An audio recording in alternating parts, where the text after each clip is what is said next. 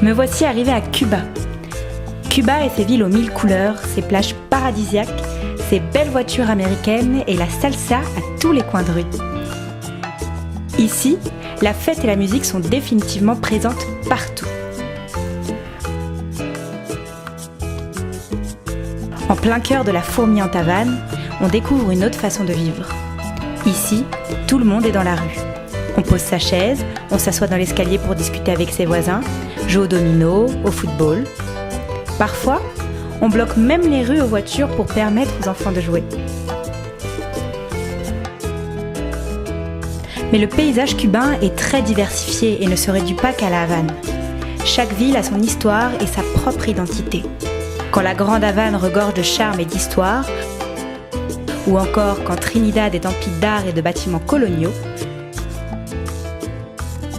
Santa Clara, elle, est moderne, dynamique et idéale pour en apprendre plus sur la révolution cubaine.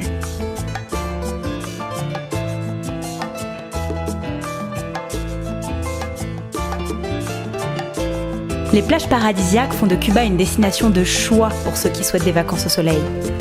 Mais des villes comme Varadero, par exemple, émergent et laissent place à d'imposants resorts et des rues pavées de boutiques et de restaurants hors de prix.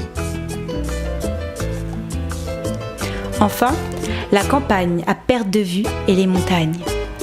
La région de Viñales et de Pinar del Río regorge de paysages naturels magnifiques, un cadre idéal pour se ressourcer.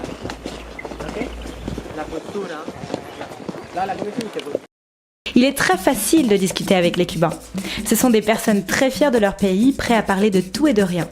Le système socialiste cubain permet un accès totalement gratuit à l'éducation. L'art est extrêmement valorisé, notamment à Trinidad où se concentrent beaucoup de talents et d'artistes, grâce à la Casa de la Cultura qui est une école spécialisée dans l'art.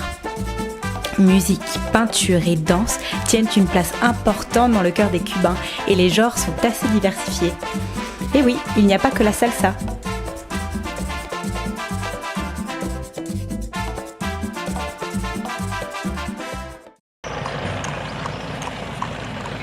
La principale source d'économie à Cuba reste le tabac. Et cela pose parfois problème aux agriculteurs qui ne touchent que 10% des ventes contre 90% pour l'État. Il y a un grand contrôle des plantations. Tout est surveillé, de la hauteur des plantes jusqu'au nombre de pousses. On ne peut donc pas tricher. Une partie de l'année est donc exclusivement consacrée à la culture du tabac et quant à l'autre moitié, on y cultive du riz, des haricots, des tomates et des fruits.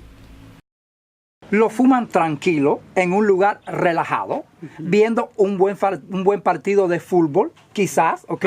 Y tomando una buena copa de vino, ron, whisky o coñac. Para fumar se corta aquí un trocito. Un pequeño corte. Vedi come lo gira bene, maestro, eh?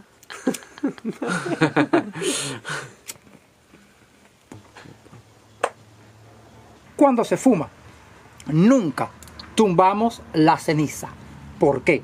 Porque si tumbas la ceniza, no alcanzas a ver la buena calidad del puro.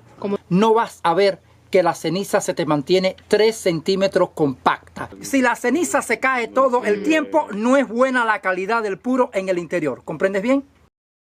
Il y a encore tellement de choses à dire sur Cuba.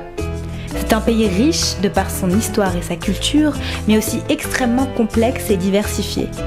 Cuba, ce n'est pas seulement les gros cigares, les belles voitures et la salsa, mais c'est aussi la grande diversité, le métissage des cultures latines et afro, une histoire chargée et révolutionnaire, la rencontre avec les locaux, même le temps d'une discussion dans la rue, une vie qui nous semble hors du temps, mais qui ne s'arrête jamais.